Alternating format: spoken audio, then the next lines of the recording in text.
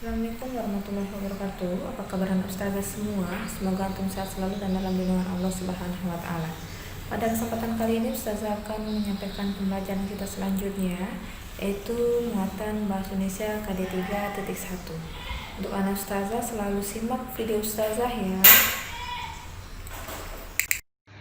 Oke, langsung saja kita mulai materi yang akan ustazah sampaikan selanjutnya. Muatan bahasa Indonesia KD 3.1. Sebelum kita mulai, kita awali dengan menjaga kebersihan dulu ya nak.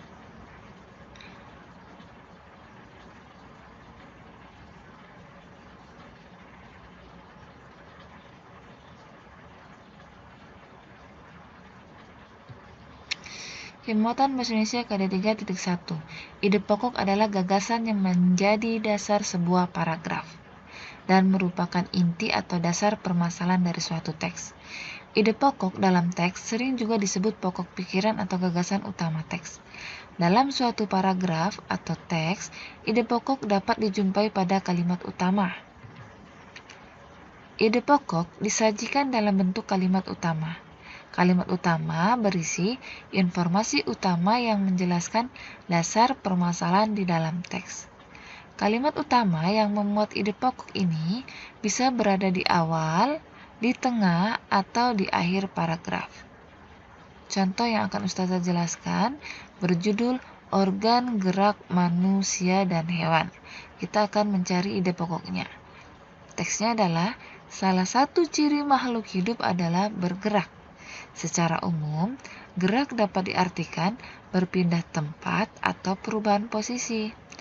Makhluk hidup akan bergerak apabila ada rangsangan yang mengenai sebagian atau seluruh bagian tubuhnya. Manakah ide pokok dari bacaan di atas?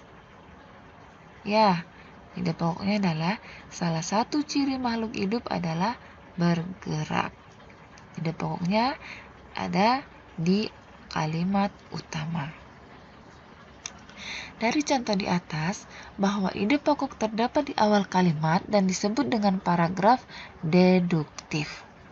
Apabila kalimat utama terletak di awal kalimat disebut paragraf deduktif. Apabila di akhir disebut paragraf induktif.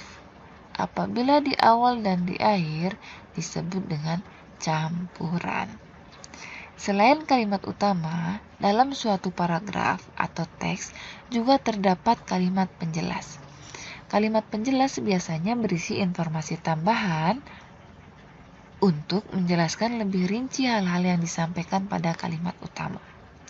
Oleh karena itu, kalimat penjelas ini juga sering disebut dengan kalimat pendukung. Contoh dari kalimat utama yang didukung oleh kalimat penjelas ada di buku antum di halaman 12.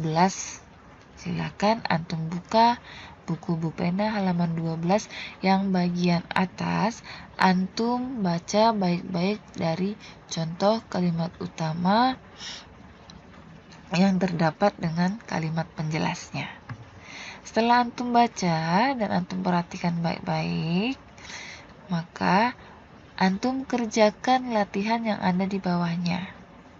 Antum kerjakan di buku tulis, buku latihan, buku tulis tema yang udah ustazah suruh antum siapkan buku tulis khusus untuk buku latihan tema, kalau bisa tebal dan disampul warna hijau. Antum tulis saja soalnya, tidak perlu teks bacaannya. Oke, mudah-mudahan ustazah paham dan jelas. Kurang lebihnya ustazah mohon maaf. Apabila ada pertanyaan, antum bisa japri kepada ustazah. Sekian dari ustazah. Wabillahi taufiq walhidayah. Wassalamualaikum warahmatullahi wabarakatuh.